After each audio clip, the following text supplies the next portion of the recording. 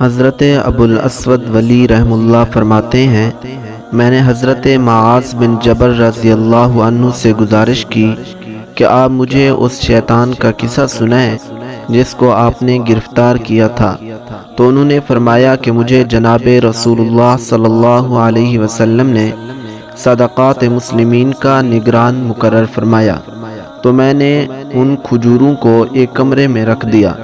پھر میں نے دیکھا کہ کھجوریں کم ہو رہی ہیں، تو میں نے جناب رسول اللہ صلی اللہ علیہ وسلم کو اس کی اطلاع کی، تو آپ صلی اللہ علیہ وسلم نے ارشاد فرمایا، یہ شیطان ہے جو کھجوریں اٹھا رہا ہے۔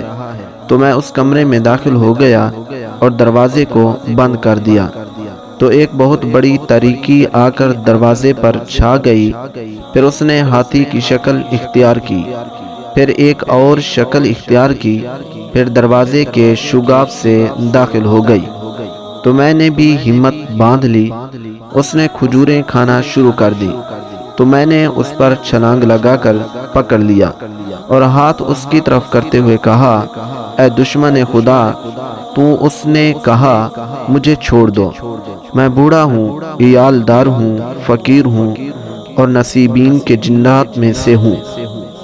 اس بستی میں جس میں تمہارا نبی مبعوث ہوا ہے، پہلے ہم رہا کرتے تھے۔ جب ان کو مبعوث کیا گیا تو ہمیں یہاں سے نکال دیا گیا، تم مجھے چھوڑ دو، میں تمہارے پاس کبھی نہیں آؤں گا۔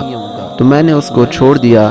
جناب نبی کریم صلی اللہ علیہ وسلم کی خدمت بابرکت میں حضرت جبرائیل تشریف لائے اور اس واقعے کی اطلاع فرما دی۔ تو آپ صلی اللہ علیہ وسلم نے صبح کی نماز پڑھی، پھر ایک منادی نے ندا کی کہ معاذ بن جبل رضی اللہ عنہ کہاں ہیں؟ تو میں اٹھ کر کھڑا ہوا، تو آپ صلی اللہ علیہ وسلم نے فرمایا، ما فعل اسیرک، تمہارے قیدی نے کیا کیا؟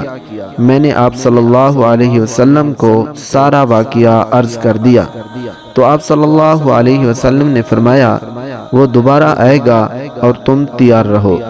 تو میں پھر اس کمرے میں داخل ہو گیا اور دروازہ بند کر دیا، اور وہ پھر آ گیا اور دروازے کے شگاف سے داخل ہو کر کھجوریں کھانا شروع کر دیں۔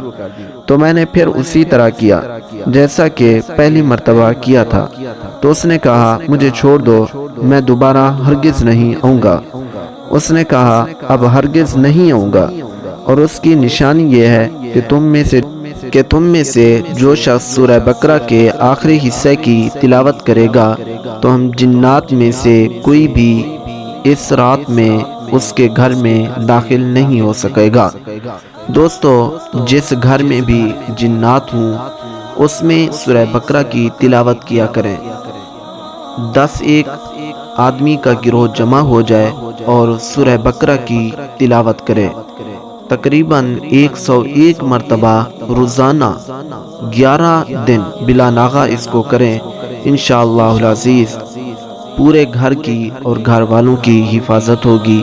اور ویسے بھی اگر ٹیپ ریکارڈنگ ہے تو اس کو چلا کر رکھ دیا کریں، سورہ بقرہ کی گھر میں تلاوت ہوتی رہے روزانہ کے روزانہ، انشاءاللہ العزیز تمام بلاؤں سے، جنات سے، آفات سے حفاظت ہوگی۔